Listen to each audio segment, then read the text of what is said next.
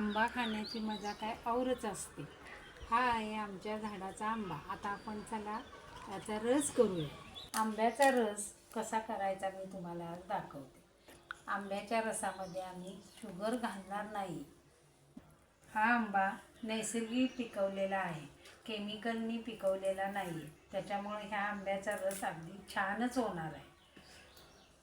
आधी आम्ही आंबा हा छान पिळून घेतलेला आहे आणि मग त्याचा रस करणार आहे।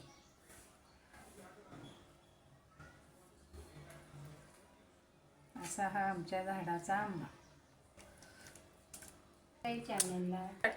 आजीबाई चॅनेलला सबस्क्राईब करा, लाईक करा, कमेंट करा। तुम्हाला आंब्याचा रस आवडतो का? आम्हाला खूप आवडतो, पण आम्हाला बिना साखरेचा आवडतो। आता याच्यातल्या कोळी सगळ्या काढून घेतलेल्या आहेत। आता आपण याला मिक्सरला फिरवणार नाही। आपण असाच छान रस झाला। आम्ही हा पिकवलेला आंबा पोत्यामध्ये ठेवून पिकवलेला आहे, नैसर्गिक। आणि गोडही तर आहेच, छोटा पण गोड।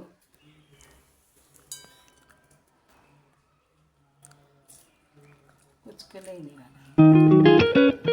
रस काढून झाल्यानंतर या आंब्याच्या साली राहतात, त्या माझ्या नातवंडांना खूप आवडतात। ते एवढे चोकून चोकून साली खातात ना, त्यांना खूप आवडतात। ह्यातच खरं सत्व आहे। दूध टाकायचं त्याच्यात। आता सगळ्या आंब्यांचा रस काढून झालेला आहे। आता आपण रवीने घुसळणार आहोत। मिक्सरला रस लावायचा नाही, कारण मिक्सरला रस लावल्यामुळे त्याचं जी नैसर्गिकता जी आहे आंब्याची ती निघून जाते। म्हणून रवीने घुसळायचा रस आणि त्याच्यात आपण लगेच 1 वाटी दूध टाकणार आहे।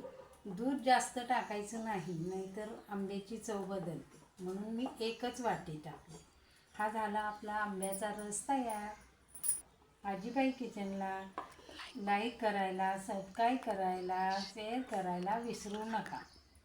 हा आमरस दिसायला तर सुंदर आहेच, पण चवीलाही छान आहे। मस्त।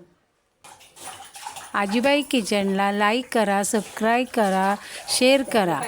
माझे व्हिडिओ आवडत असतील तर कमेंट करून सांगा। धन्यवाद। भेटूयात पुढच्या व्हिडिओमध्ये।